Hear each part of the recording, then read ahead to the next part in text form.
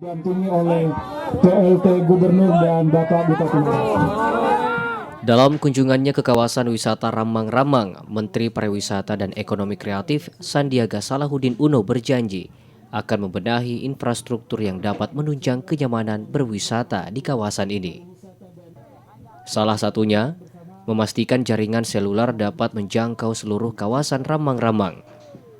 Sandiaga menyebut, fasilitas infrastruktur digital di kawasan ini masih sangat minim, sehingga perlu ditingkatkan untuk menunjang kenyamanan wisatawan.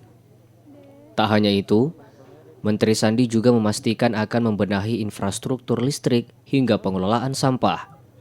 Dari segi aspek desa digitalnya masih perlu peningkatan dari penguatan sinyal langsung kita eksekusi terhubung dengan provider, Telkomsel, jaringan dan juga tower bersama. Kita harapkan bahwa sinyal akan semakin baik. Sandiaga menyebut saat ini Kampung Kars Ramang-Ramang tengah diusulkan sebagai UNESCO Global Geopark.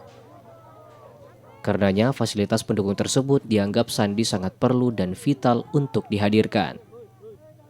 Mardianto Hamid, Slebes TV. Itu siapa punya kamera yang di sana, Mas?